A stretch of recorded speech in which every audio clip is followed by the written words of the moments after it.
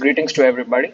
Myself is Gautam Kopan. I'm the team lead of Spark Solutions, and we are here to present our solution on the problem statement 19, which is detection and prevention of child abuse content in the dark web. So, moving on with our solution, we basically came up with a web crawler called the Dark Onion Crawler.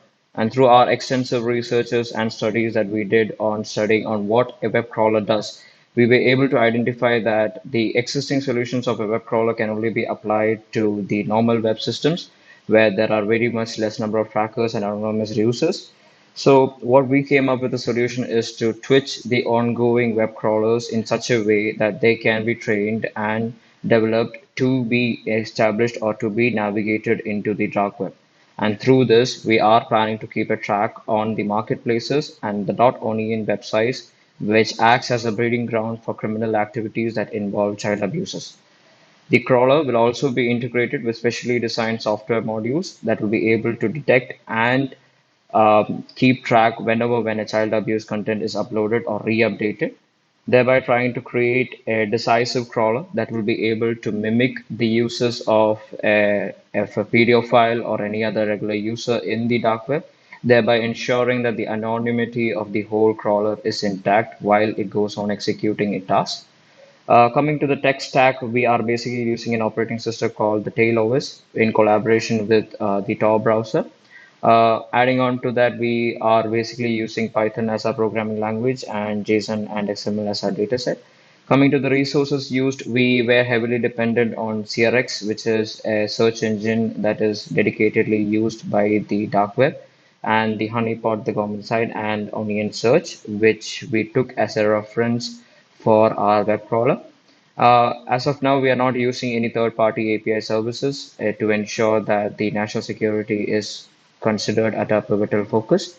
Coming on to what we are actually trying to do, we are reducing the spread of child abusive content. So, during our limited experiences and researches that we studied on how the such a amount of operations are conducted in the dark web, we were able to study a few examples of operations conducted by international organizations like the FBI, where it was even though after extensive amount of modern technologies and efforts were put into the operation, it was extremely difficult to bring down the culprits who were actually behind these marketplaces or the .org websites.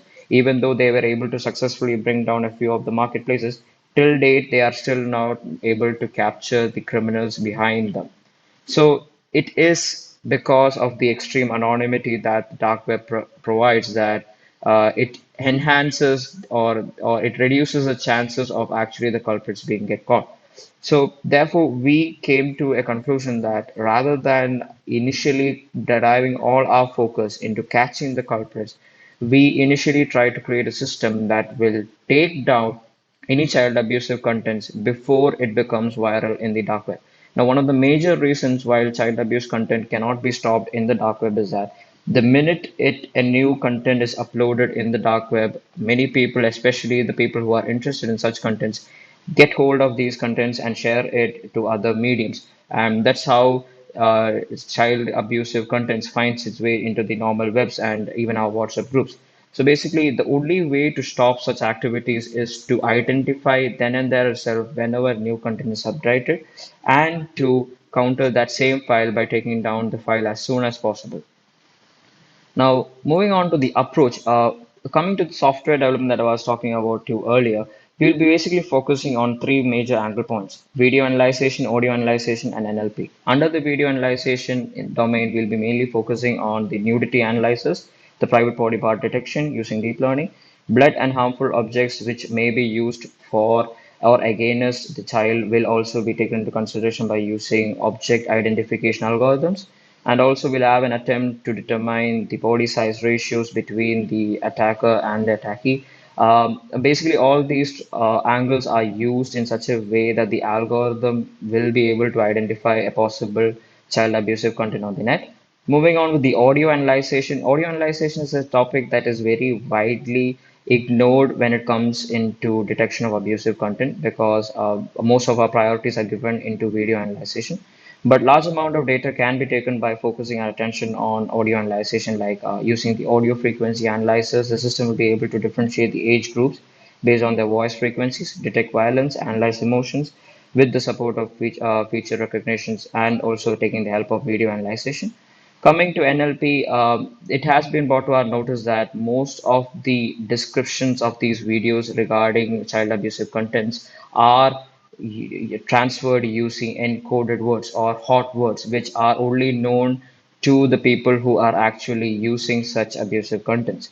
So, through natural language processing units and algorithms, we are able to track down these hot words.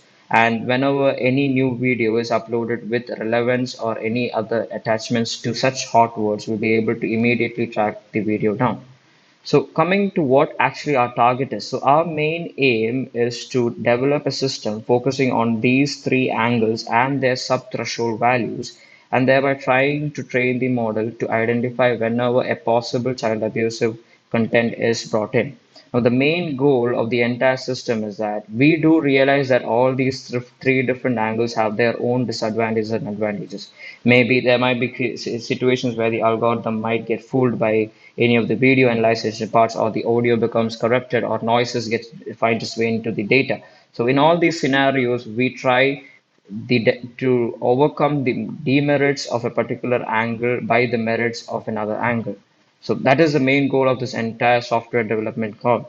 Now, since a lot of video and audio analyzations are involved, it becomes essential that we are delivered with servers and GPUs with high processing power, which might be an eventual disability to our entire code. Moving on to the pipeline, the initial process proposed development plan will be to develop the crawler, the creation of the software components, training of the model using raw data, conducting the tests with the live data, and based on the test results, we'll have to make amendments to the existing software or to the crawler itself. And then comes the final deployment.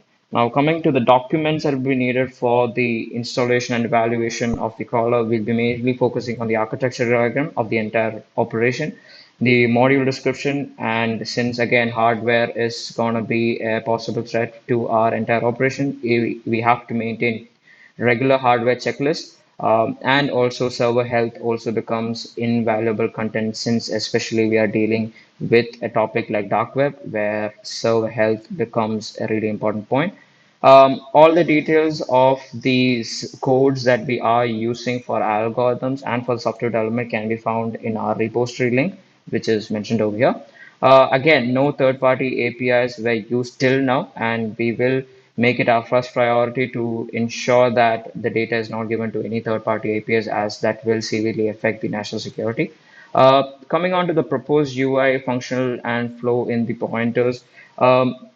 As soon as the content is uploaded, the system will be able to identify and classify and determine if it's a child abusive content. And the precautionary measures to take down the content is initiated as soon as a possible child abusive content is found. And the uploader of that particular video is marked for future enhances, especially in a case whether he will be monitored for the next few timings, so that to ensure that he doesn't go on from spreading more and more contents into there. And finally, after every dedicated work time, the crawler will be able to create a report which will show all the details about the trackers it has been identified, or the people it has marked, or the videos it has successfully taken down. Basically, this is just for the understanding of the people behind the work.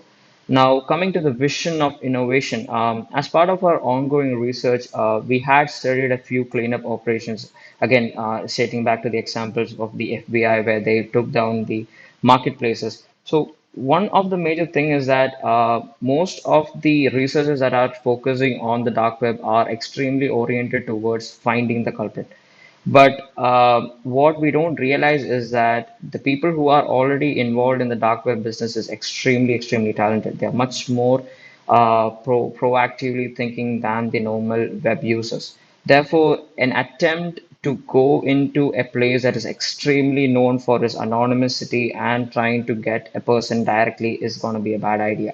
And that's where our innovative way of thinking comes into play. So rather than we, through our solution, rather than focusing on directly catching the person, we are trying to make his life in dark web a bit more difficult by keeping regular tasks on him, by tracking his entire activity, focusing on what contents he put. So they basically what we are trying to do through our solution is to put pressure under the particular culprit and thereby making him make amendments in his way of working. And as we all know, whenever an expert tries to make amendments in the way that he works, there he is tend to make mistakes, and that is when we as a group will be able to target him down. And that is how we are planning to take down the culprits that are behind these child abusive contents.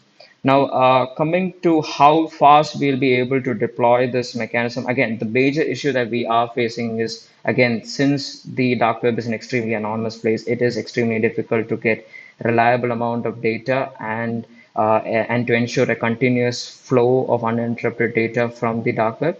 And once we are able to get our hands on such a data stream, I think that we'll be able to give a full, complete version of this solution within a span of 3 to 4 months. Coming on to what was the major breakthrough that we were able to find during our research was that as soon as the pandemic started, as we all know, we grew more closer to our technological devices. And as a result of it, dark web became accessible to much more larger number of population.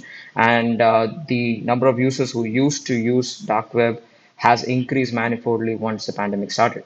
So thereby, what we are trying to do is to develop a crawler in such a way that it is able to mimic the activities of a normal day-to-day user. And since again there's an increase in the users that entered the world of dark web day by day, there is a high chance that we might be able to get our web crawler unnoticed, and for any person and for any target that we are looking, it might the crawler might just look like another possible user, and therefore keeping the anonymity of the whole web crawler intact and without affecting its ability to conduct the work that it was designed to. Now, coming to the final, on a final note, when we as a team initially stumbled upon this topic, we, as many of the other present day modern engineers, were reluctant to go into this field because, as we all know, dark web is a place that not much people have the guts to venture into. But it is once we started pondering into the topic that we realized that in order to get the dirty people, we need to get ourselves dirty. And it's high time that we as a nation try to put forward a more efficient method into countering a problem that is going to affect our future population. So I hope that the solution will find its way. With that, I conclude. Thank you. This is Gautam Kopan signing off.